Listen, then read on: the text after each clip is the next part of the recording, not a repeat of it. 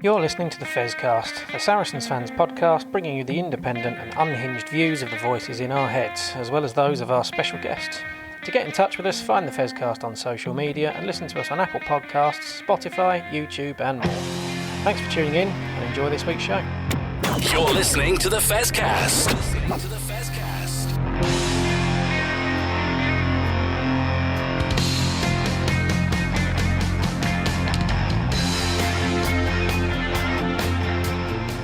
Well, good evening, Barry. Good evening, James. Good evening, everybody. We're recording this Sunday evening, and what a good evening it is. Or, to put it into the Bristol vernacular, all right, my baba, best pick that one out of stingers then. What a weekend, Barry. What a weekend, James. I mean, how are you boys feeling? Like a dog with two willies, I expect. Yeah, absolutely. It was a great day at Bristol yesterday. I've no idea what you just said, but I'm sure it's celebratory. But I will just say a very, very quick word in appreciation of the Bristol Bears, who put on a fantastic day of rugby yesterday, proving that double headers can work, reasonably priced tickets can work, and do you know what? So can reasonably priced pints and merchandise. Well, yeah, and James, I mean, to echo what Barry's just said there, how wonderful of Bears to put on a double header and then lose both games, eh? Yeah, very nice of them, particularly after Quinn's last week. Yeah, I mean, we're going to discuss it in great detail, the two big wins. But first of all, shall we go through the 3-word reviews that Matt sent across to me on WhatsApp? Because I think there's some great ones in there. I mean, on a general kind of bent, Joe Peake, our old colleague, Joe, 2 huge wins. Matt Hode, Bear Country Storms. Blackus Gabriel, the Saracens family. Surrey Rich, the Sarries way. We've got Tiki Tongas. Alison Pearson, completely bonkers afternoon. And Colin Garrett. It was unbelievable. Jez, Jeff, Barry, whatever. But it was absolutely, wasn't it? We're still sat here in a state. I think the question is, how, isn't it? I mean, that's it from how did that all occur? I mean, I had to watch it again on highlights this morning just to make sure that we still won. Because having sat there through the 80 minutes, I literally couldn't work out how we'd won that game. The highlights perhaps painted it in a slightly different way, but yeah, I mean, brilliant, entertaining. As a neutral watching that, they must have absolutely loved it because it was just such an entertaining game. There was so much to talk about and so many bits to pick over. Yeah, how long were the highlights, Barry? Just under an hour. Well, we did jokingly say on our WhatsApp group that Duncan's editing this week, and we'll go through the men's game, and every single thing we'll forensically debate and look into. I don't think we'll do that because we could be going for about 8.5 hours here, but. Let's concentrate on the women first, though, because they were the first on the weekend, James. And, I mean, again, some more 3-word reviews here. James Peake, Rugby Saracens, women win big. Our very own Matt showing off his ability with languages. Vini, Vidi, Vici, which I think is the midfield free for Lazio this season, isn't it, Barry? I don't know. Matt's also said, Infante pulling strings, she did indeed. Scramble defence wins. John Manning's May Campbell masterclass, yeah. Super May Campbell. She was fantastic, wasn't she, James? Yeah, fantastic. I might be getting a little bit overexcited here, Barry. I don't know. I think the excitement might have got to my head, but I mean, it is just the women's game was a great game as well. I mean, it had everything in it, didn't it? It went from Saracens coming out, obviously turned around semi-final last year. They don't mention it, but it drove them a bit, didn't it? And they came out from the blocks and really put Bristol under pressure. Bristol then came back into it. A little bit of help from the referee, and I think, perhaps, I don't know. But then Saracens closed it out at the end. I mean, it was a great performance, wasn't it?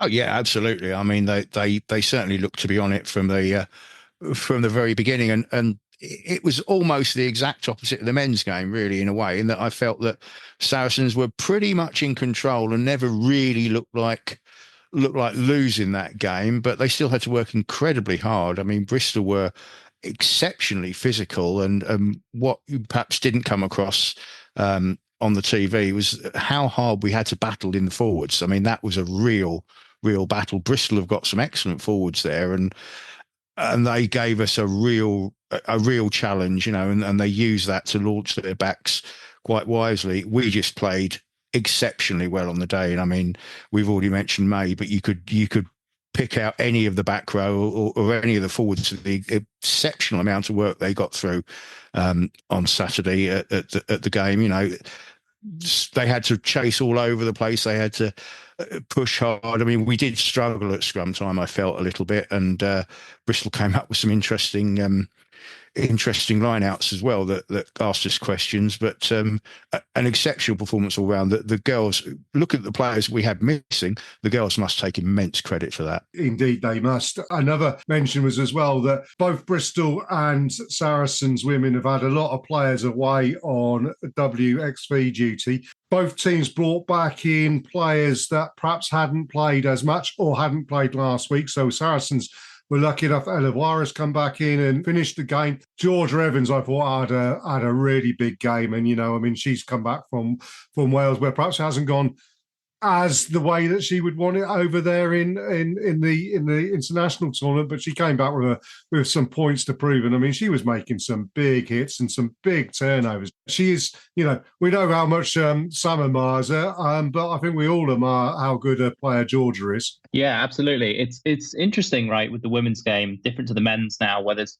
the men's game, we don't have the overlap with the internationals, but with the women's game, you do get to see those second string players a lot of the time in the game as well. So it's kind of more interesting, I think. Yeah, it has. And a theme that we go back to an awful lot about the competitiveness of the league. And indeed, you've seen Exeter have beaten Gloucester this weekend as well, you know. So like the men's league, the women's league, any team on any day can go out and win any game. So I think it's really important that when you get the opportunities when you're on top, Barry, that you take those points that are available, which, you know, is a theme that we will return to in the men's game, more so about Bristol, perhaps. But in this women's game, you know, we've gone in, we've played 3 games. Ealing Trailfinders wasn't the most complete performance, but then Sale, Bristol, Saracens women are moving up in intensity, in performance, and then obviously in result, and making hay while the sun shines, and getting points in the bag, which is so important, particularly in a condensed season like what we're playing in this year. Yeah, absolutely. We've had a great start to the condensed season, and we hopefully will kick on when we get some of the better known names back. But yeah, excellent performance from the girls. And I've got to say, just going back to the Bristol game, that 5th try from Sydney Gregson, just watch it back on the telly if you can find it. It is a superb piece of rugby because Sydney picks the line, Leanne Infanti dummies the other way and then pulls it back against the grain, and she just runs through the gap and is gone, and then has the presence of mind to step round the fullback as well.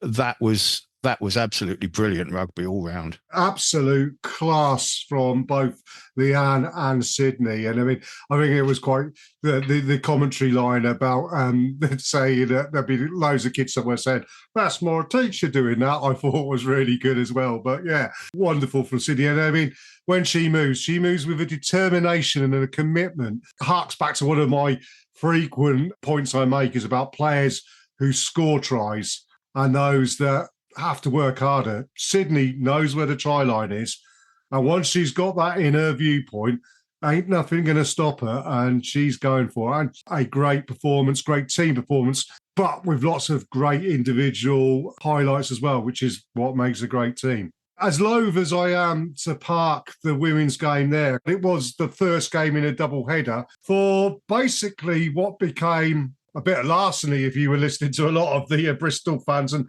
certainly quite a few independent fans, shall we say, neutral fans. I mean, I never buy into this, James, this whole idea of it being they didn't deserve to lose.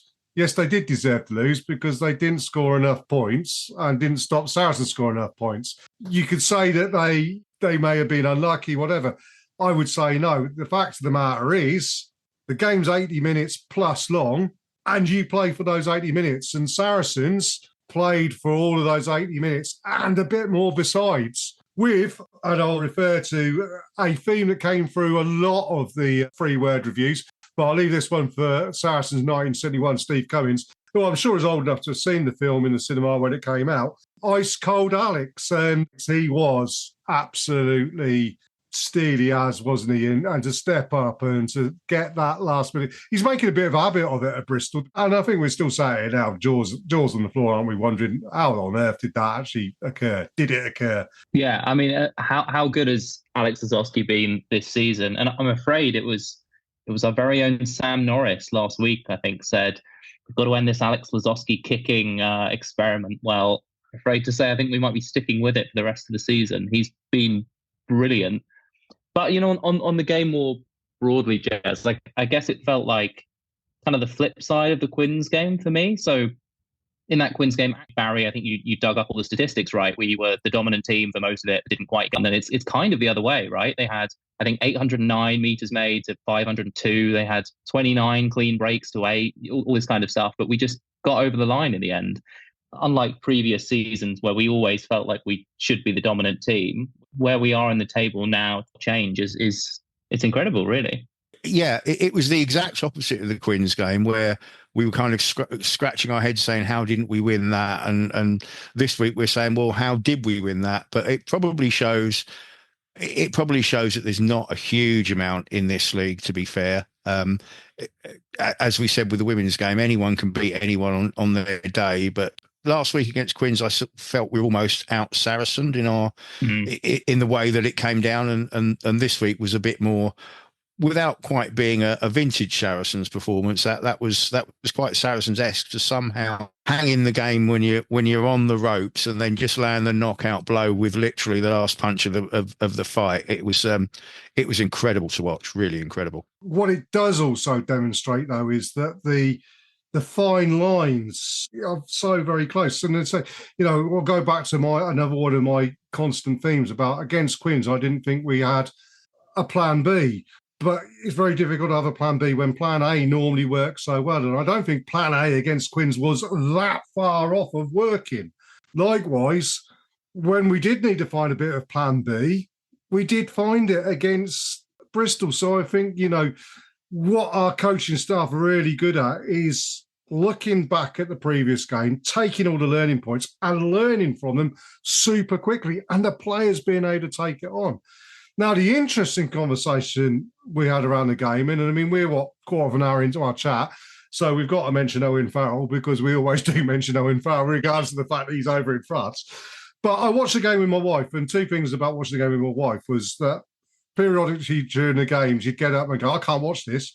I think that might have been something to do with the fact that I was screaming all sorts of swear words at the television and everything. So she'd go off, and at which point we'd suddenly come back into the game. But the other point she made was that if you'd had Owen Farrell playing at 10, it would have been a different game, because Owen is that sort of player who was able to take the game by the scruff of the neck.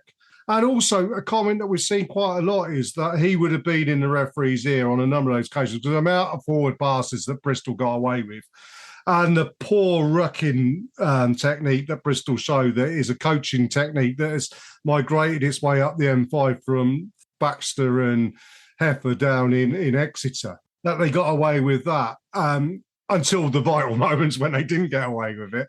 And lots of things like that. And also the fact that, I know you'll disagree with me, but I thought Rhys Carey was put his prop on toast from the very first moment and was getting absolutely no joy from it whatsoever.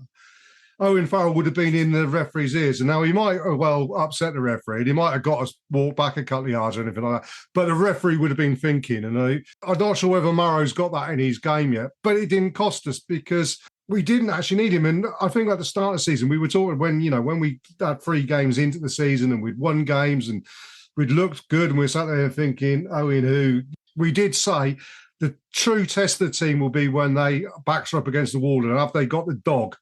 Have they got the scrap-yard dog to stay in the fight, like you've just alluded to, Barry, to do the Muhammad Ali rope-a-dope against George Foreman, or Chris Eubank against Michael Watson, bringing in the analogies where in the 11th round, Ronnie Francis turned around to Chris Eubank and said, you're going to win this fight, you've got to kill Michael Watson, and bugger me, he very nearly did. It's that kind of ability to stay in there, and as I already said, play for 85 minutes. And Saracens proved that in spades. And, for all of the great games we've played where they've been really, scoring tries or whatever, this has been the most significant performance a Saracens team has put out in the last 18 months, James.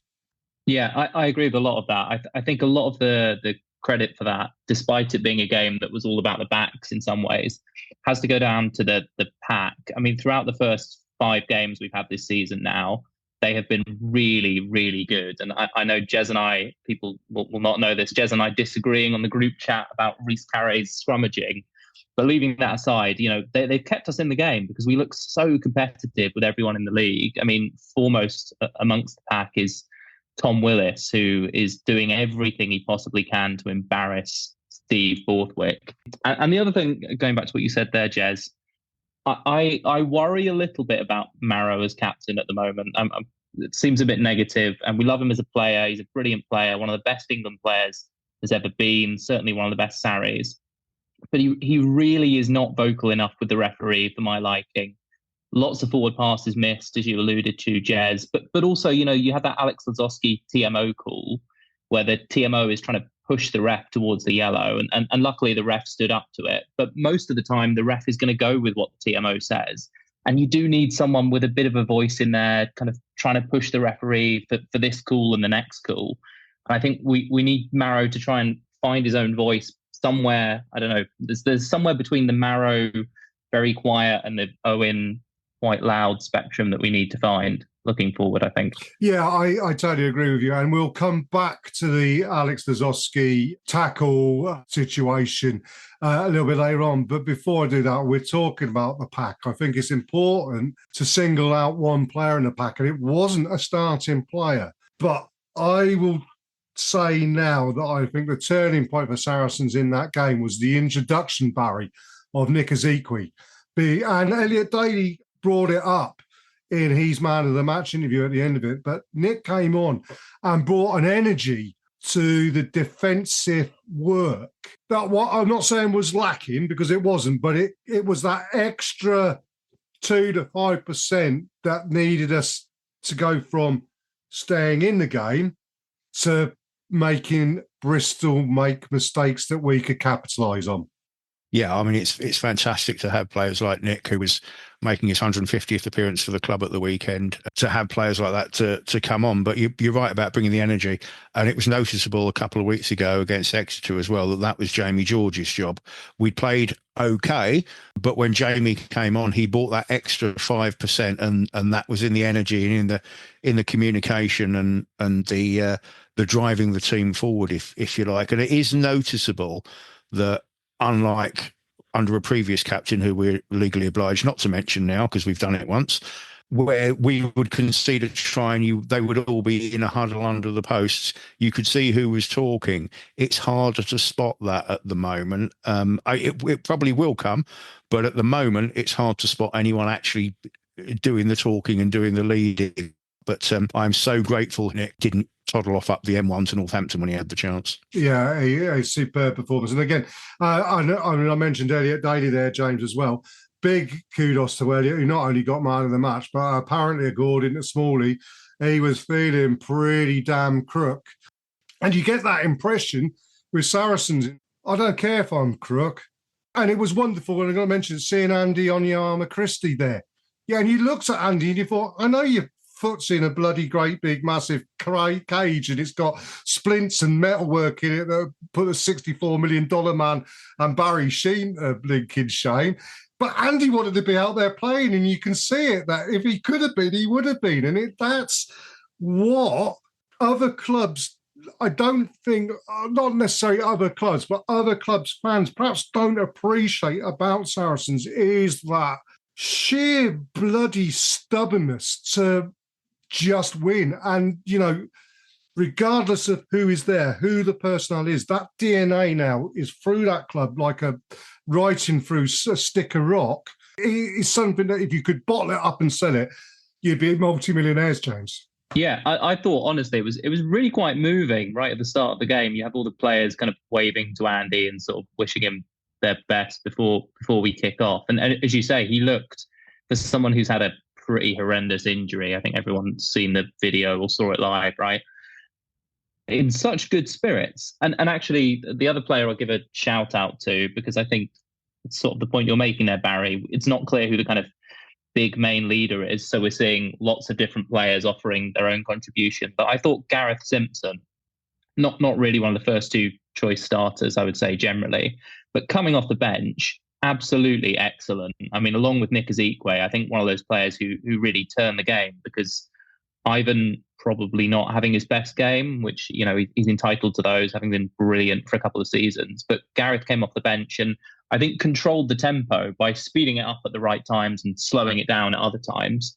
I think that's the exciting thing about this season, right? We still have a core of great players, but it's really exciting seeing how all the different players progress and develop. And we don't really know yet what this team is going to look like. It's sort of exciting to see where it all goes. Yeah, I 100% agree with you there, James. And I think that's the beauty of it. And it's like when people turn around, and I've seen some comments about, where's our defence gone? You know, we won trophies based on our defence. Well, last season we didn't. The game's moved on. We can't play like we did in 2014. That's gone, you know. And hark back to it, Exeter are finding that out, big start at the moment. It's just the way that we are developing.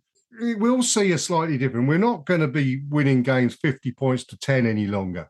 It will be 37, 35. And, well, you know, I mean, it probably doesn't do our heart any good, does it, Barry? But, I mean, it certainly does. It makes it exciting.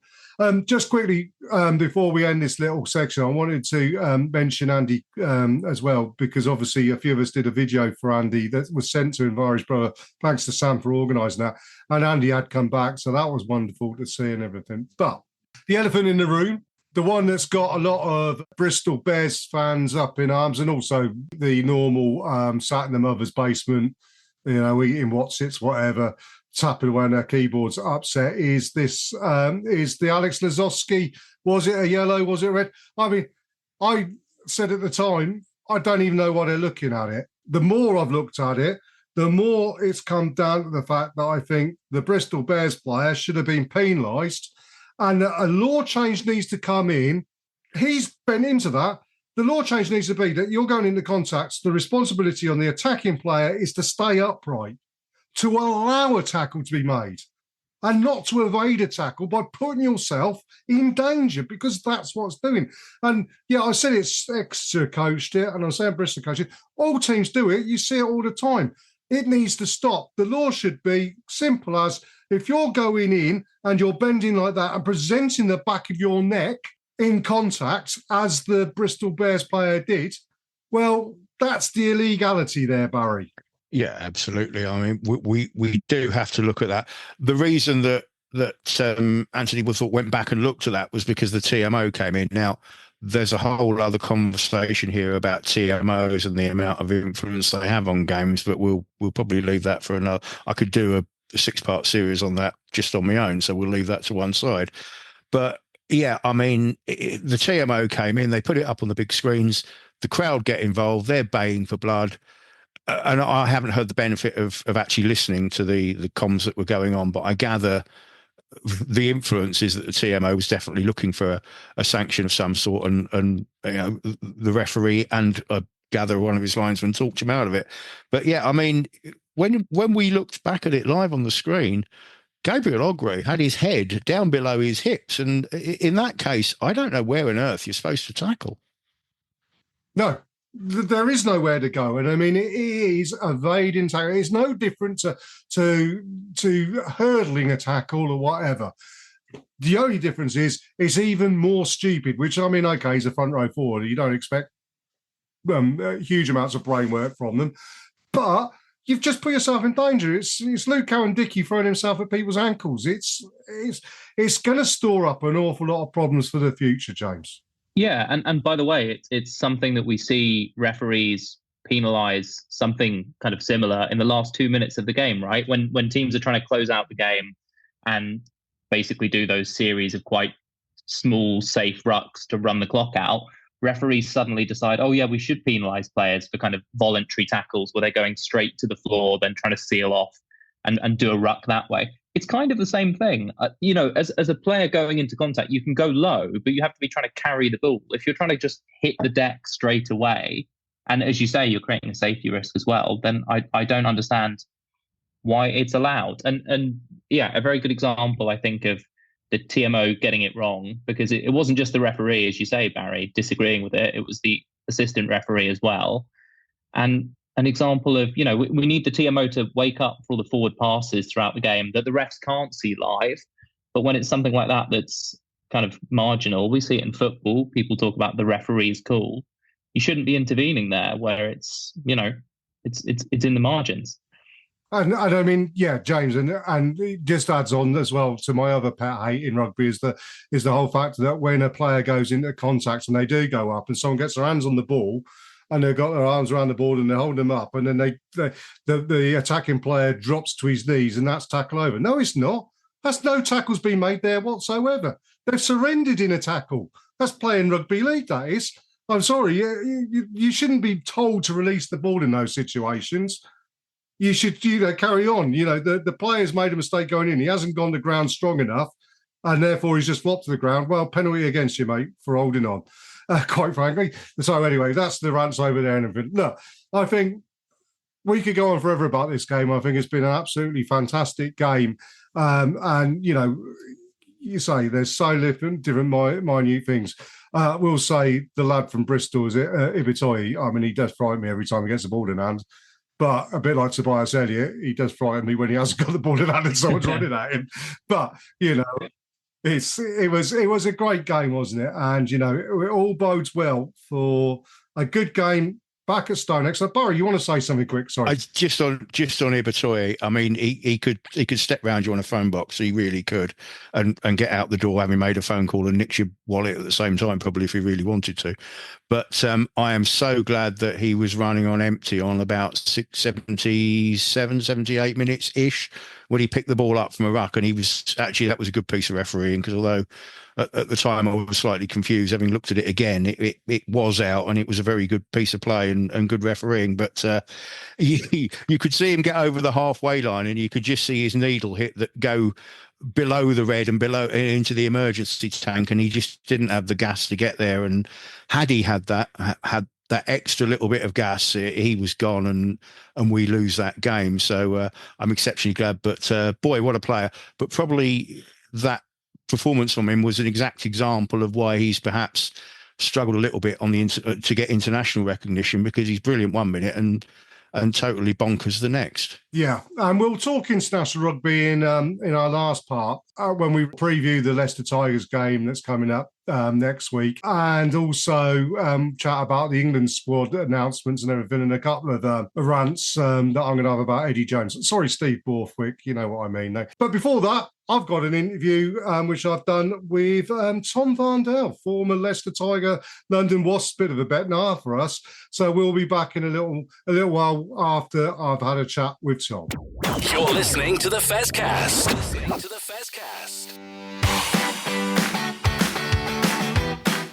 You're listening to the Fezcast, which is proudly sponsored by the Saracen Supporters Association, and I'm Alison Davis, one of the SSA committee. For a £10 annual subscription, the SSA provides our members with monthly newsletters, virtual and in-person player events, away match ticket allocations, and we organise pre-match gatherings at away matches. We sponsor men's and women's players, and we support the Saracens Foundation Track Club on behalf of our members. On top of all that, every year we have a seasonal SSA badge, which is exclusive to members. Where else can you get that much value for a tenner? Join now at membermojo.co.uk/SSA, or come and see us on match day in the Oasis at the StoneX. This is the Fezcast. It's the first time ever we've got a non-Saracens ex-pro on the show. But what an ex-pro we've got. I mean, a guy who held the Premiership try-scoring record with 92 tries. Only Chris Ashton's done more. A player for London Wasps, Bristol and Leicester Tigers, who obviously we're playing on this weekend. And someone I first met, when we were discussing off air, weren't we, Tom? Probably nearly 30 years ago when you were playing youth rugby at Headley and I was coaching at Abingdon. And yeah. Tom Varndell, welcome to the Fezcast. Thank you very much. Thanks for having me. You just finished training tonight because you are still playing, aren't you? And coaching these days? Playing and coaching. I tried to get away from rugby, but it just keeps pulling me back in. But look, I absolutely, love the game. It's the game that gave me so much. And yeah, I've just finished coaching the Oxford University team. So enjoy it. Still enjoy it just as much as ever, really. Brooks University, they go. I'm old enough to remember playing against them when they were still Oxford Polytechnic, Tom. So, and Tim Rodber was playing. There you go. Actually, thanks me somewhat. But I always remember coaching the Abingdon teams against Henley and saying, "This kid on the wing, he's rapid." And said the only way we stop Henley is by stopping the ball getting to that wing. And I think I remember once Abingdon managed to beat Henley with you playing. It was because we just turned around and said, well, just keep hold of the ball over here. But we always looked at you and knew that you were destined for great things. How did you find it getting into the professional game? Growing up in Oxfordshire, it's not really a hotbed of rugby, is it? No, it's not. It's not. I mean, I got all my rugby through, obviously, club stuff at the weekend. My school never played rugby. I actually started at Chinner, and then they folded, I think, when I was under 12, under 13. I ended up moving to Henley, but I went down purely the club route. I got into England 16s through Oxfordshire County, did all the regional trials through that. And then when I went to do sixth form, I went to Colston's down in Bristol. And that's where I got linked up with Bath Academy. I was traveling to Leicester Academy as well during the week. And it just went from there. And then actually when I finished my A-levels, I messaged Dusty Hare, who was the academy manager at Leicester Tigers. And I said, look, I'm leaving school. I'm looking for a contract. Could I come up and go with you? And at that point, I've done England 19s, England 20s. And I just went from there. My first year out of school, all the wingers in the Leicester Tigers squad are injured. And Pat Howard came up to me and goes, you're playing the weekend against Gloucester. And that was how it went. Just got very lucky in terms of all the wingers got injured at the same time. And I was the only one available. And I got a shot against Gloucester at Welford Road. And the rest is history. So yeah, it went from there. We will say that, you scored 92 tries in your career. I mean, it's a bag full over 15 years playing in the Premiership. I mean, that's impressive. And I mean, as I say, Chris Ashton had to play for 72 seasons, didn't he, to break the record sort of thing, had to play until he was 53 and sort of thing. But we remember you playing against Saracens and for Tigers, for Wasps, whatever. And, it was a name you looked on the team sheet and you thought, like I said, when you were a kid, you were a name that put fear into opposition fans. I mean, what are your memories of playing against Saracens? It's funny. Like, I've seen the evolution of Saracens, when they weren't the table toppers and they weren't full of the superstars and, going, I think, over to Watford and playing them down there. And, to be fair, when Tigers used to play Sarries, when I was first on the scene in the early 2000s, 2005 through to 2007, it was a game that you targeted as, you're going to win this one. And then there was a massive shift. And Sarries became basically the giants of rugby, and they had all the superstars. Their academy system was working well. They're bringing through so much talent. Yeah, it's been interesting to see Saracens evolve from where they were to where they are now. As they are the team to beat, and they still are the team to beat. They've got a huge legacy now in the game, and it was always a good game playing against Sarries, but it wasn't so much towards the end of my career when they became the team that always beat you. They were a hard team to play when I was coming closer to retirement. Of those eras, are there any players for you that you played against, playing for Saracens, who really stood out for you? I mean, it's a daft thing to say, who did you enjoy playing against, even if they were such a huge challenge to play against? Yeah, I mean, Farrell obviously has got to be one of the ones that stands out. He's just, and I played against him when he first came on the scene at Twickenham, actually. I think it was in a doubleheader at the start of the season. And he was a young kid, and I actually scored a try past him. And, I was like, who is this kid? He's not going to be anything. Literally, how wrong I was. He turned into one of the most professional, talented lads in English rugby, unbelievable performer, just an absolute talisman for the club. So he was someone, really enjoyed playing against Dave Strethel. I grew up sort of playing with Dave at England Sevens level when he broke onto into the England team there. And it was always good fun playing with him, good banter. Chris Ashton, you mentioned, another one. An absolute nightmare to play. The most mouthiest opposition player I've ever played in my life. But again, such a talented player. Richard Hill, I remember when I first came into the scene, he was playing at Sarries and an absolute, warrior around the pitch. It's just so many quality players that have come out of Sarries, and obviously ex-teammates that I've played with, who are like Elliot Daly. He's now at Sarries and doing amazing things there. So yeah, Sarries, they breed amazing players, but they sign really talented lads as well. And players don't seem to leave Sarries. You know, they're there for a long time. It's a club that boys want to be at and stay at. And, you know, a lot of one-club men at Saracens. The last question on this side of things, I mean, was it ever something that you would have turned around if your agent had come to you and said, Saracens are in the market for a winger? Is that a sort of club that you would have enjoyed? I mean, let's be honest about it. London Wasps had that band of brothers thing, didn't they? You know, with someone like Lawrence Dallaglio at the head of it. Leicester Tigers, we know the history of Leicester Tigers and how, you know, their ethos is throughout it. But is Saracens something that you would have turned around and said, you know, I fancy the crack at that? Sarries did ask me to go there. Oh, right. Yeah, they did. I had the meetings with them. I went down, and it's basically when I left Leicester, I was obviously looking at options, and it was Wasps, Harlequins, and Saracens were the three clubs that I was talking to, and I met them all. And I chose Wasps. Well, we won't hold that against you, Tom. No, it's not. Yeah, I chose it. It was basically before Saracens became the team they are. They were in that transition stage, and Wasps were a team that, you know, it was basically Leicester's old enemy. And I think in my head, I was like, right, if I'm going to go to anyone, I want to go to the team that Leicester are competing with week in, week out. And at the time, it was Wasps. Yeah. Sarries weren't they weren't even on the same level at that time. And a year later, they were. And they signed Chris, and Dave Strettle went there. And obviously, Chris went on to become top Premiership try scorer. Dave Strettle obviously went on and played for England, had a great career. So look, at the time, for me, it wasn't the club that I would have chosen. If it was probably 2 years later, it might have been a different decision, because Sarries were, you know, they were the top team a couple of seasons later on. Move on from yourself. Obviously, the reason that I contacted you is because obviously Leicester Tigers, a huge part of your life in rugby, and you still remain involved with them. And I've spoken to you before when Radio Leicester have done previews of games and everything like that. How does Leicester keep hold of you like that? And is it the same like when we see Saracens? And I've spoken to some like ex-pros, your Chris Chesneys and your Simon Raoulous and all this. How does a rugby club really get its grips into you? Yeah, look, it's not, obviously, when you're part of a team, it is special. You know, wherever you're from in the world, rugby is one of those sports that you absolutely love. Like I told you, like since I've retired, I did step away from the game for a little bit, but it's something in you that you just can't stay away from it. And I don't think it matters whether it's a Leicester Tigers or Saracens or Harlequins. If it's been part of you for such a long period of time, you enjoy. I enjoy watching rugby as well now, more than I ever did. I didn't really enjoy watching it when I was playing, because you're in it, it's your job, and you're doing it every single week. But it's a special game. But with Leicester Tigers in particular, obviously, I was in their academy growing up. My kids were born there. My family's there, and it's just one of those clubs. It's special when you go back to it, and it's even more special now going back, knowing that I've played there, seeing the guys on the pitch now. You know, it's a very tight knit group of people, the same old faces that run the club, and it's a special place. And I think you talk to any player that, you know, a Saracens player, they'll probably say the same about those guys. Even though it's a lot of changes that have happened, the game's even more professional now and more elite than it's ever been.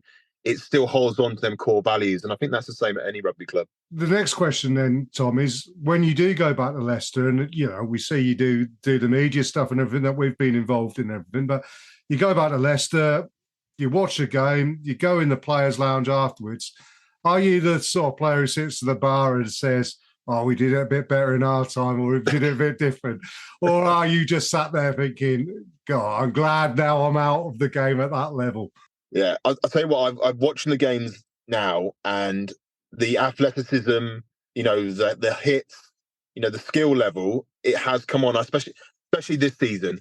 Last season, it was a little bit up and down. You know, rugby went for a bit of a tough time post-COVID. But this season, when I'm watching and doing the commentary and watching the boys play, I am blown away by the skill set of some of these forwards now, the size of them and the speed of the game. Right?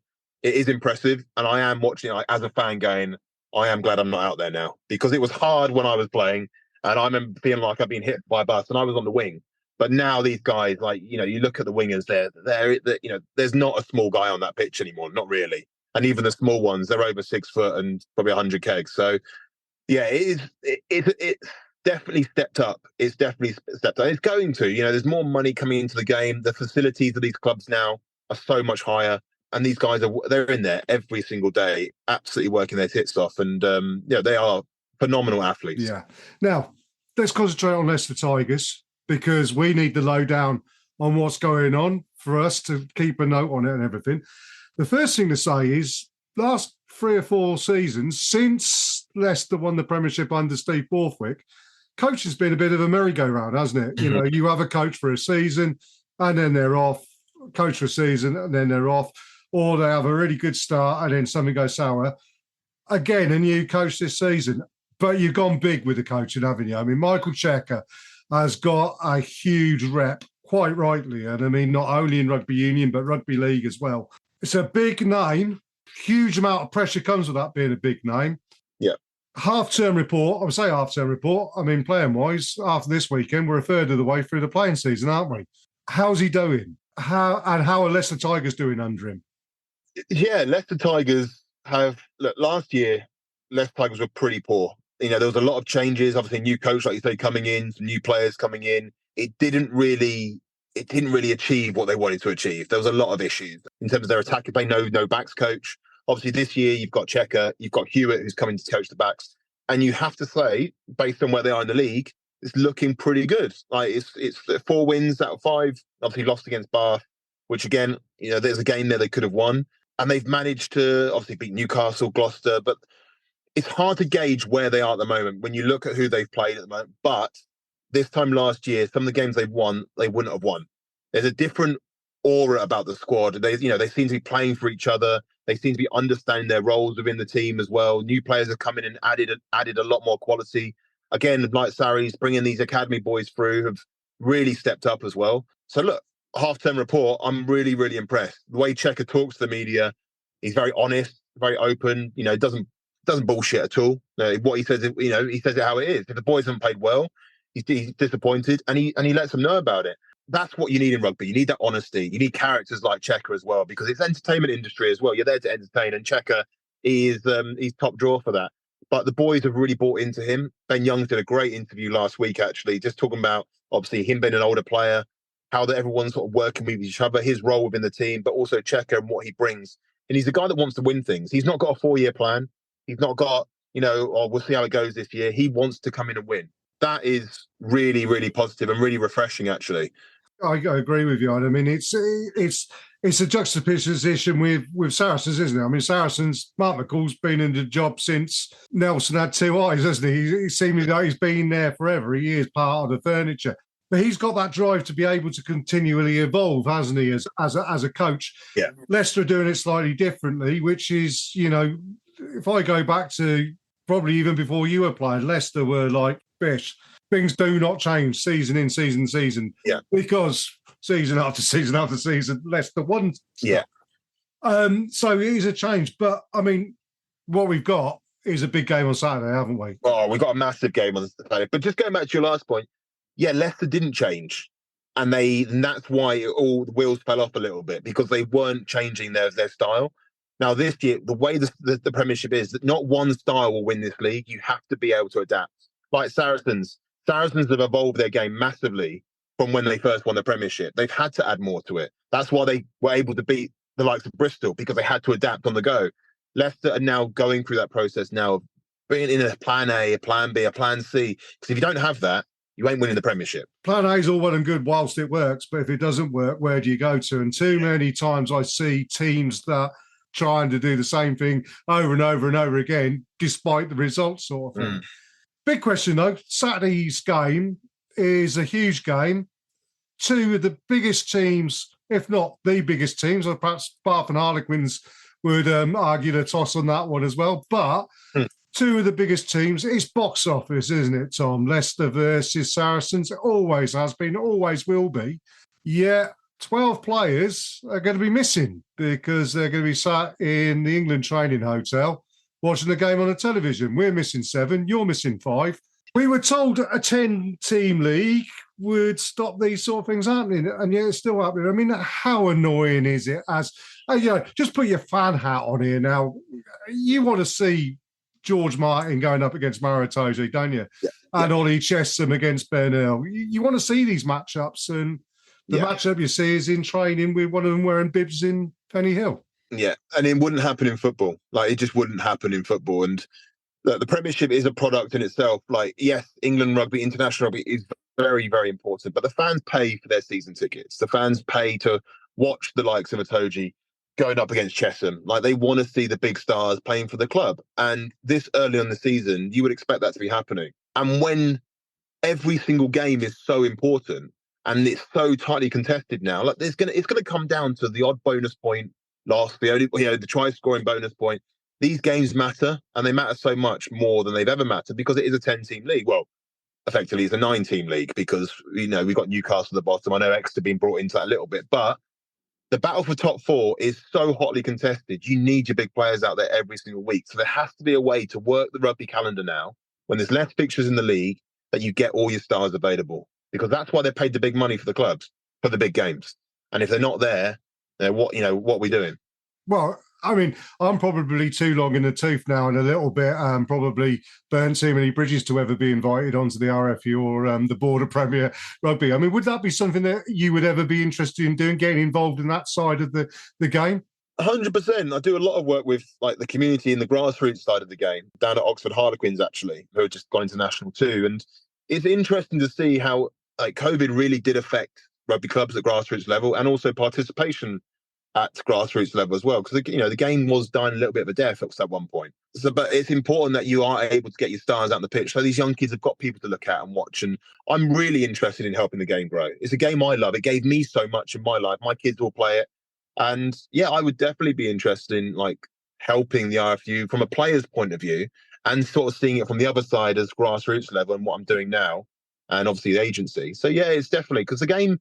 It's such a good game and it adds so much in terms of core values for kids and, discipline. And it's a brilliant game. And I think we just want more people to play it. Well, there you go, Bill Sweeney, if you're listening in. You know how to get hold of Tom. But years gone past when, money didn't seem to be too much of a problem. You had players going off internationals. You could bring in other players of that equal standard. Didn't worry about it. Now, with belts being tightened, salary caps being reduced, a lot of youngsters are getting their opportunities, aren't they? And that, I suppose, is a benefit. Whether it's an intended benefit or not, I don't know, but it is a benefit. So, I mean, we've seen young lads like Tobias Elliott coming through who have really stepped up. Toby Knight, Nathan Mitchell, who at Leicester are the youngsters who are coming through are going to be stepping up to take the place of Ollie Chesham and George Martin and Jack Von Plorfleet or whatever. Yeah, so we've got them. Tigers have got a lad called Emeki Ilioni, who's been actually around the squad for a couple of seasons. Big, powerful back rower. Got Joe Woodward in the centre, who's come from nowhere, really. He's a product of the academy. Basically, the next generation of the Tigers Academy boys now are coming through. And then there's a lad called Will Wand, who was with Coventry last season, who's come on and he's been brilliant. He's been really good. Both Joe and Will Wand are centres.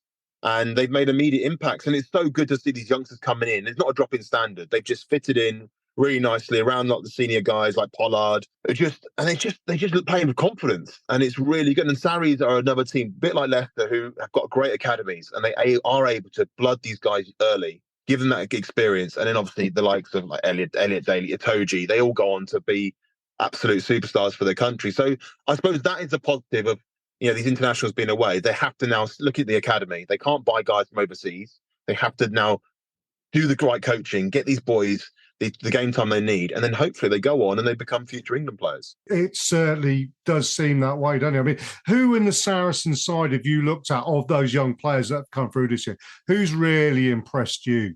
The guy on the wing at the moment that you've got, absolute powerhouse. He is phenomenal. He scored a great try actually on the weekend against Bristol.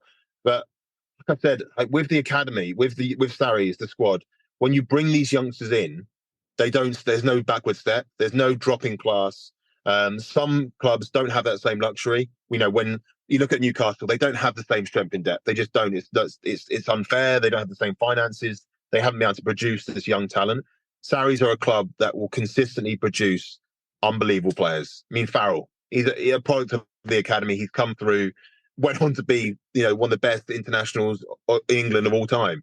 But Sarries, Leicester, very, very similar in terms of that ability to produce class, brilliant youngsters coming through. Tigers coming to StoneX. I think it's fair to say, to be at the top, you've got to expect to perform in your home matches, don't you? Yeah. And so therefore you're looking at and saying Saracens should be favourites going into the game. They're at home. However, what we have seen, as we've already mentioned, any team on any day can beat any other team.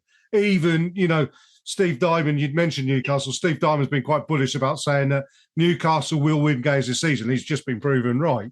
What is Tigers' best form of attack on Saturday evening against Saracens? Where do you think that they could cause Saracens some issues?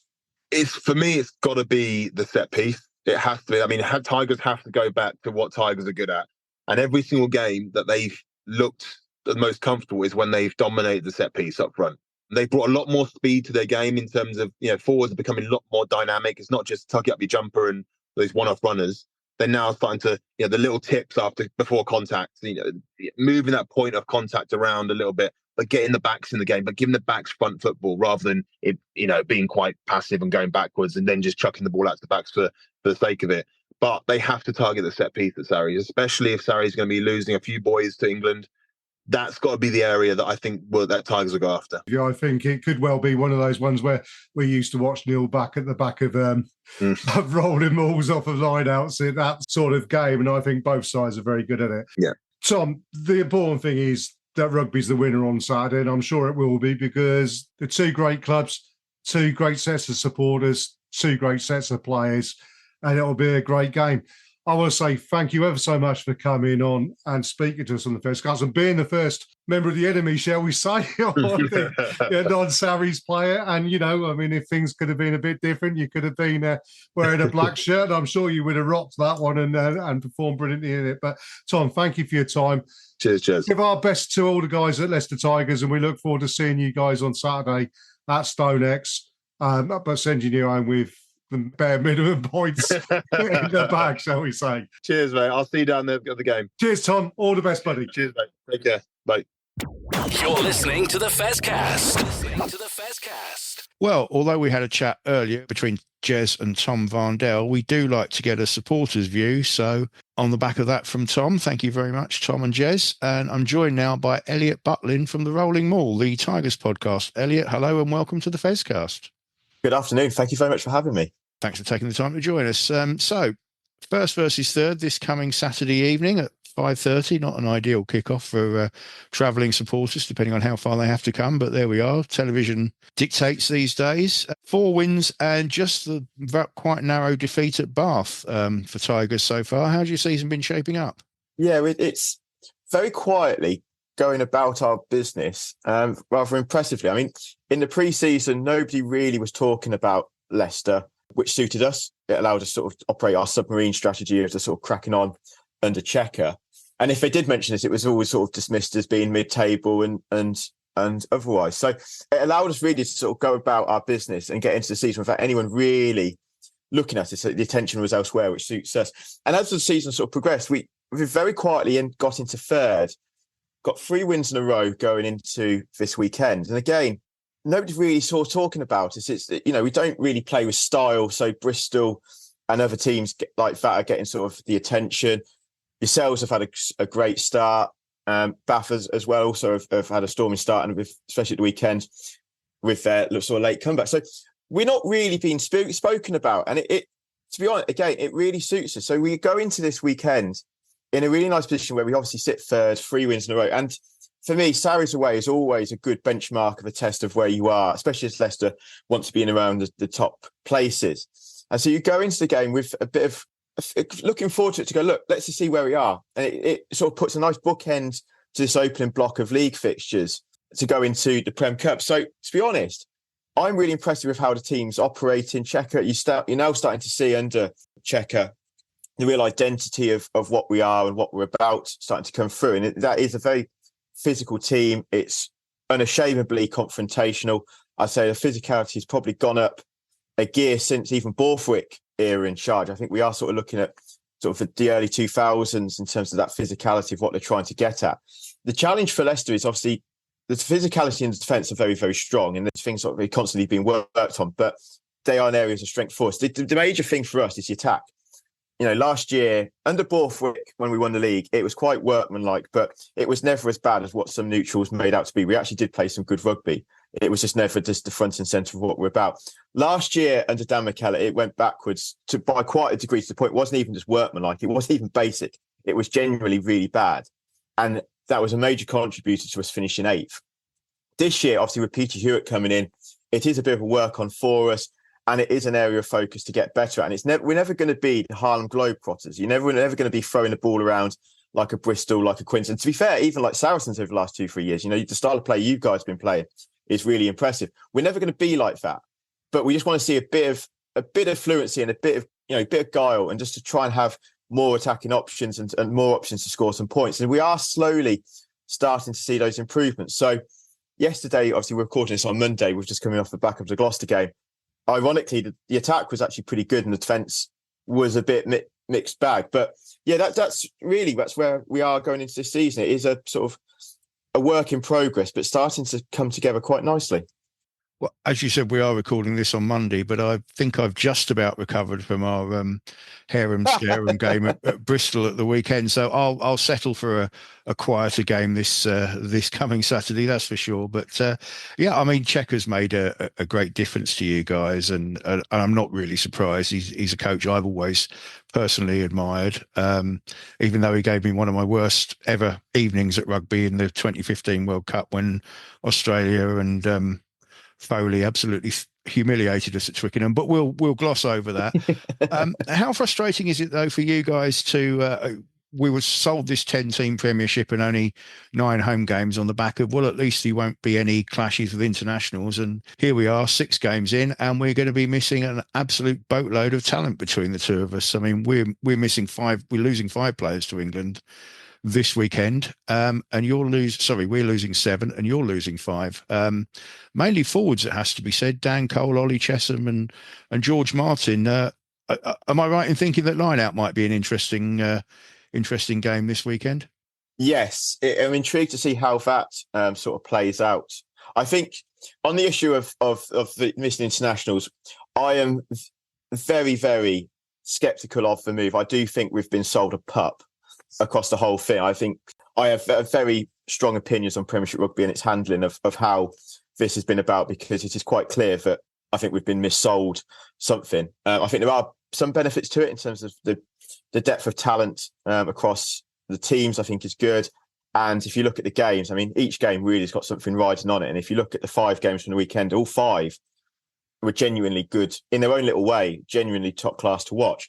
So there are some good stuff to it, but quite clearly we have been sold a pup, because we were told that the move to 10 teams was going to mean your internationals available all the time. Well, as this weekend is showing, that isn't the case. The new agreement that's in place again gives Borthwick the opportunity to stand players down when he wants to. So again, that's another mis-selling. So it's a real frustration, and it's a real frustration for me on a personal level about this fixture, is because really, other than the final 2 years ago, we've never actually had a full-strength Sarries play a full-strength Leicester. There's always been issues where, and to be fair, we've been major contributors where we've sent down, under Borthwick, we sent down a couple of mixed teams to Sarries, but it's always tended to fall the fixture in a sort of an international period of some sorts. And it's never actually had a true reflection of the both teams of where they are. And sometimes there's been a couple of occasions where we've been stronger than you or you've been stronger than us. So you end up just going, well, nobody really knows where the two teams are. And you're missing out, because the final, I know obviously we finished up on the winning side of it, but it was a great game of rugby of 2 great teams going hammer and tongs at it. And it was real test match intensity. And you miss out, in terms for me, like Leicester Sarries, whether us, our place or yours, is one of those great headline occasions in the fixture list. And it would be really nice when you look at the names. You look at the names that are missing from this weekend. It's a real shame for rugby, because you could have marketed this amazingly of a real heavyweight clash. First versus third. Look at all these names playing, and we're all missing out on it. And it's a real shame. And the only sort of upside to it is that it is a bit of a leveler in terms of we're roughly speaking got the same amount of players missing. I know you've got a couple more, but 7 versus 5, it's roughly speaking same sort of numbers. So that we're not. No, neither team goes into this going with a bit of an advantage. Both of us feel aggrieved. Both of us have got key players missing. For us, the line-out is going to be of a challenge, because Chesham is the line-out caller. And obviously with George Martin, you missed a bit of grunt in the second row. By the same token, both your hookers are missing and both your locks are missing. So you end up going, well, for both teams, I think neither team can be sure of a line-out going their way. So I think that's going to be a lottery for that one. But yeah, for us, we're equally frustrated, as I'm sure you and all your fans are. Yeah, I mean, we certainly are. And yeah, we mentioned the line out there. It's going to be interesting. We're going to be seeing our third and probably fourth choice hookers this weekend. So line out will be interesting. Be interesting to see which way round they play as well. Missing from last season, or disappeared from last season, I should say. You've lost Jesper Wiese, who's gone off to Japan. Nick Dolly as well, going back to lineouts. That was a bit of a surprise to me because wasn't he talked about in England terms at one point, I think? Yeah, Nick sadly has had a real challenge in terms of injuries. The season we won the title, he'd come into from being third or fourth choice hooker to becoming second choice in behind Montoya, and was, as you say, knocking on England's door. He then did his ACL at Newcastle, which put him out for 15 months. He then came back, and it was either a bicep or a back or neck injury. Apologies to Nick. Can't remember which one it was, but it was a very serious injury. So it meant in the course of 2 seasons, he only actually made 1 league appearance and 3 appearances for Leicester overall. And the club, whether it's right or wrong to do so, made the call, because we've got 2 young hookers coming through in Archie Vaines and Finn Theobald-Thomas, basically made a judgment call of, well, you've barely played in 2 years, so whatever we're going to offer you is going to be X. And I think Nick quite rightly went, well, I think I'm worth more. Mm-hmm. And as it is right, he went around, and I think he got a better deal over in Australia. So I think it's one of those where he gets a better offer than what we were prepared to pay him. And fair play to him, he's gone back to Australia. He's got a contract out there back in Western Force. So it's a real shame. And Guy Porter is another one that ended up having, it's never been officially announced, but we think, ironically, he got a head knock against Sarries away last season. We think it was one of those where it was such a strong concussion that he never could pass the return to play protocols and has ended up having to take a decision to retire from rugby. It's never been officially announced. So whether that's officially the reason, but it's very strongly been hinted at that is from people who are more connected than I am, that is the case. So again, of those 3, Jasper really is the sort of, all 3 have been missed in their own ways, but Jesper Wiese is the great totemic force of just unique power and fury. And whilst we weren't using him properly last season, he still was just the main carrier and the main source of where the attacking threats have come from. So this year has been a challenge of how to play the game without Wiese. And to be fair to Checker, so far, you obviously do miss Jesper Wiese because he's such an incredible player, but the impact hasn't quite been felt as much as maybe as people were fearing at the start of the season. A lot of players are stepping up into the breach to do that carrying effort. And I think it became too easy last season for just chuck the ball to Jasper and let him have a trot to see what he does. Now those carrying responsibilities are being passed around a bit more, and we are slowly seeing that there is life after Jasper. I suppose that might have been an advantage in having a new coach coming in, because he wasn't sort of starting off from that base of being reliant on give the ball to Wiese and let him get us on the front foot. So perhaps that's one for the good. But missing this weekend, Solomon Akata from yourselves is suspended because of something that happened, I think, was it at Bath or was it? Down at Exeter. He a tackle that, mate, if you're of a Leicester persuasion, you'd argue that it was could be mitigated to a yellow. And if you're from an Exeter persuasion, you'd probably say it was a red card. Interestingly, he did, when it comes to hearing afterwards, Jack Yandel, who the tackle was on, did give evidence to say that the initial impact was chest first rather than to the head. And the inquiry, or the hearing committee, took one look at that evidence and dismissed it and slapped a 5-week ban on Solomon Akata. So he isn't available for this weekend, sadly. Yeah, that seems a bit odd. And Parise, who pulled out late on the weekend just gone, I believe, against Gloucester. Was that in the warm-up or was that just before? I'm guessing it was warm-up, because he was missing the Northampton game with a HIA, suffered against Newcastle the week before, was then carded to then come back in for the Gloucester game, as you say, and then pulled out last minute. So I'm guessing it would be a warm-up twinge of some sort rather than anything more. So it'd be interesting to see how serious that was, whether it was just precautionary, just he's felt something, so the coaches just don't take the risk. It's quite rightly that close to kick-off, I guess. Yeah, absolutely. So it'd be intriguing to see if he makes the 23 for this weekend. Well, let's hope he does, because we need, as we've already said, we need as many big names as we can manage. And obviously, with Jack Van Poorfleet missing, there's a chance of seeing Tom Whiteley this weekend, who was formerly of this parish, with any luck. Yeah, I mean, Tom missed the first few weeks with he suffered a head knock himself in training, so he missed the first few weeks. And JVP and Ben Youngs, or Lenny as we call him, were ably coming into the breach. So it's a pretty good substitute to have Lenny on the bench. It'd be intriguing to see, because Lenny so far has been sort of settled into the finisher role quite nicely under Checker. It'd be interesting with Tom now available, whether Lenny gets a starting gig or Tom's gets a starting gig and Lenny keeps his role in the off the bench. So it'll be first appearance of the season, certainly for Tom. I'm pretty sure he'll get the gig in some way. It'll just be whereabouts, whether he's starting or off the bench. But so last season, Tom was one of our sort of breakthrough players. He sort of started the season third choice 9 and ended up starting quite regularly for us, and was one of the bright sparks for us in an overall disappointing season. 9 is one of the few positions that we have the luxury of picking for making a decision over for this weekend, with both with even Gareth Simpson now back to full fitness, and Charlie Bracken, who's played in a few of the early games. So that'll be interesting. But in injury wise, we've got a few knocks and an illness that's been going around our camp as well. So we'll have to see what comes out of that. But should be a good game. Let's hope for some halfway decent weather on Saturday afternoon, and we look forward to hosting you. No, absolutely. I think for us, or certainly for myself personally, I can't make it down this weekend, which is a real shame. I do enjoy Saracens Way, and as I say, for us, this is the great benchmark test. It is 2 heavyweight clubs, heavyweight players. It is a real shame, as we mentioned, that the top stars aren't there. But I think the strength of both teams, the squads, is that if you look at the both teams or 23s that can be selected on Saturday, there's some real good names across the board on both sides. It is a real testament to both teams that you can look around and go, well, actually, I know we're missing some big names, but there's some still firepower out there. And it makes for a really interesting game, because if obviously you boys are going to start as favourites, but if we can, for us, it's a real test of where we are, because if we come away with a win against the odds, maybe that it shows that maybe we're top 2 is a real genuine possibility. And it's again, it's a real indicator of the progress we're making.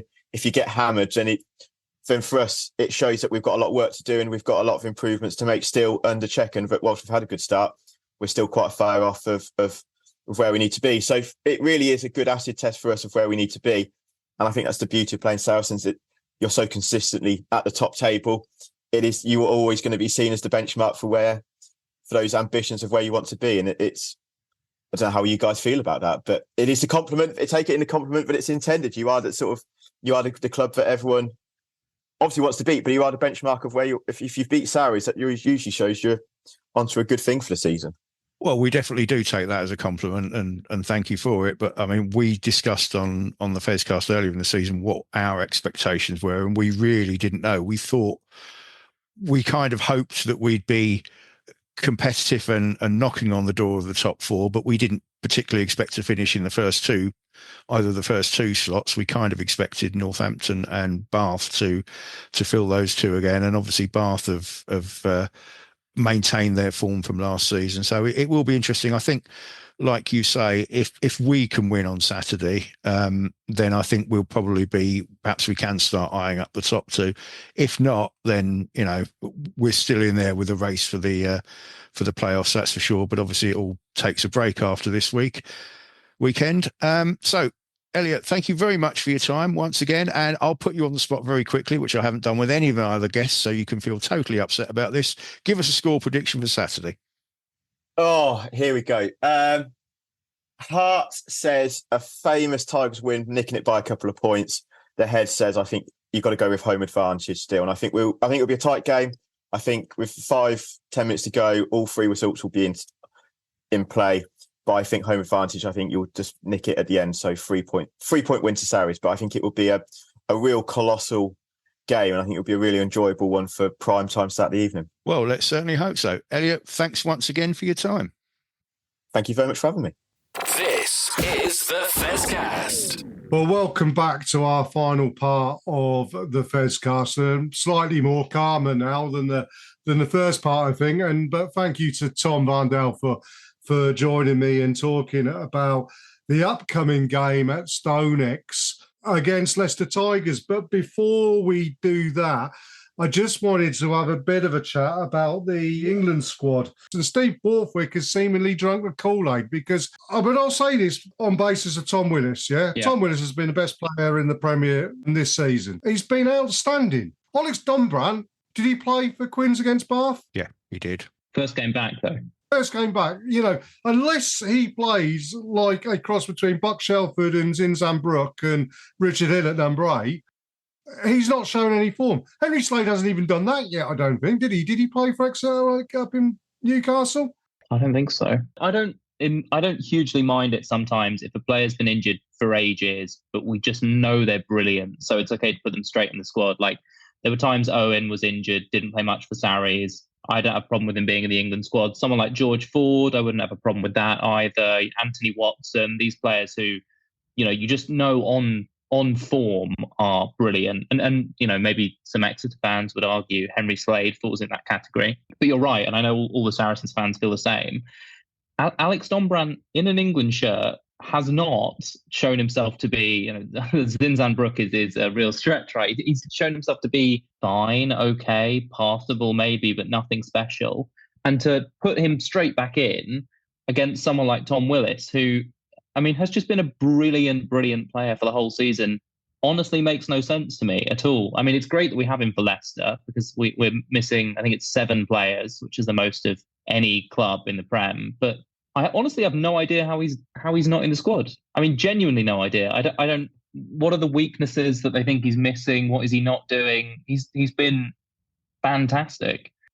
Primarily as well, because if his brother, who plays pretty much the same, they're twins are crying out loud.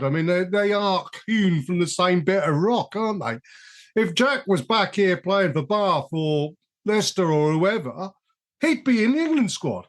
And Tom's not playing any differently at any different level to what Jack would be playing at. Has he weed on Steve Borthwick's shoes at training or something? I do not know. What is it, Barry? Come on. I don't know. I'm just looking at. I don't want to turn this into an anti-Quins thing, but we'll be accused of it anyway. So we'll be accused of it anyway. So I might as well just say it. Alex Dombrandt for me has never really convinced at international level, and he's not a nailed-on England player. He played 2 of the Six Nations games this season, and both of those were from the bench. So I don't really understand how he gets called straight back in ahead of other players, not only Willis, but you've got Mercer at Gloucester, you've got Barbary at Bath. I would say they are both better number 8s than Alex Dombrandt, personally. If I was a number 8 and the bloke who was playing number 8 ahead of me for the country was actually an open side, I'd be sat there having a thinking, am I doing the right things here? Because that's essentially what it is that they're putting a player into the mix. He cannot impose himself as first choice in his position behind a lad who's playing out of position. That's my big concerns with England now, is that, and I've been a big supporter of Steve Borthwick, but I just sat there thinking, is the job suddenly becoming too big for him? I don't know. The only thing I'll say in his defence, right, is it's brilliant to see Alex Zosky in there. So I don't know how you square the circle on that, right? Tom Willis has been brilliant. He should be in the squad. Alex Lazowski's been brilliant, and he is in the squad. It depends what happens in the first selection, doesn't it? Yeah. Because if the first selection is Alex Lazowski on the bench or coming back to his club because Henry Slade's playing, then, watch this space. You'll see a proper Jez Rance at that point in time. But let's move away from that and let's look forward to the game on the weekend. And, Leicester Tigers, always a difficult match, always a close match, always a game that you look for at the start of the season, isn't it, Barry? That you really look forward to playing Leicester Tigers. And let's be honest about it, they're on their 72nd coach for the last 3 seasons or whatever it is. They do seem to get a coach in, does well, and then they get rid of him. Michael Checker, though, comes in with a huge reputation, an exceptionally good coach. Probably Australia wouldn't be in the problems they are now if they'd actually stayed with him and not let him go. Argentina progressed because Michael Checker came there. A great rugby league coach as well. Leicester Tigers have got about this season quite quietly, I think, but they've done quietly some good stuff.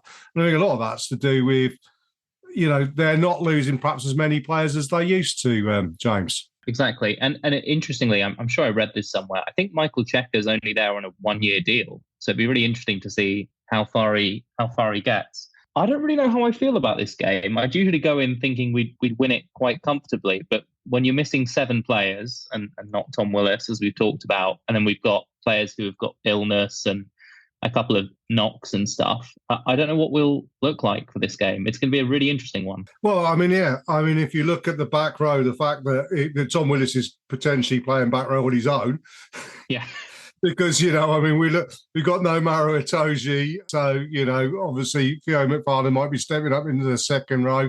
Young Michelo came on for us on the weekend, Toby Knight as well. So we could have quite a fairly young, inexperienced back row up against Tigers on the weekend. We're going to have 2 teams that nobody's going to be really quite sure what's going to happen, are they, Barry? No, it's a great shame that we're losing some of the big names from what is and always has been one of the biggest games of the season. I mean, although they've struggled a little bit in recent seasons, Tigers are still probably the biggest club in England, and they always bring a good number of exceptionally good fans with them as well. So.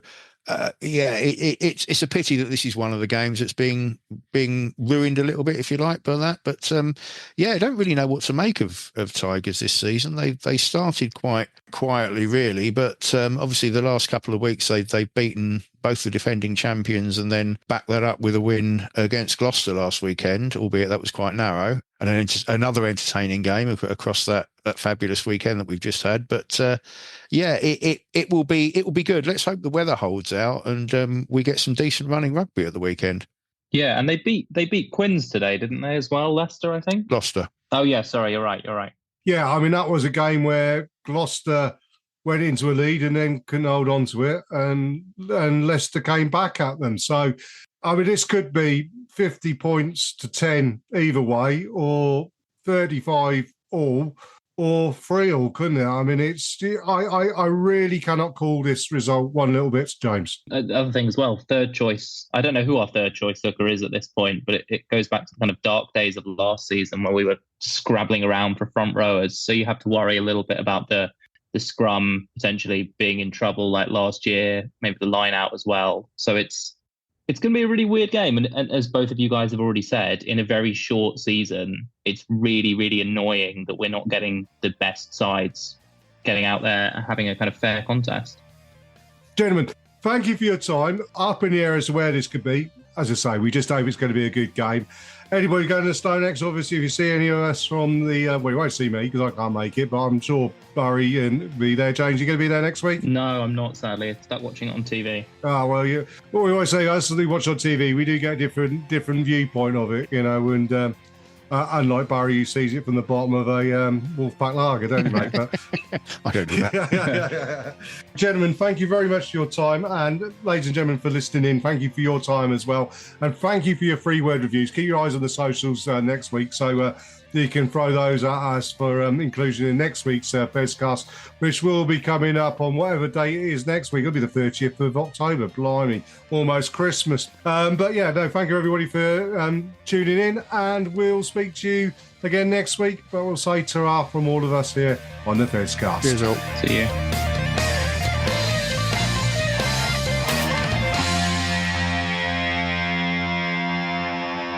This is the Fezcast.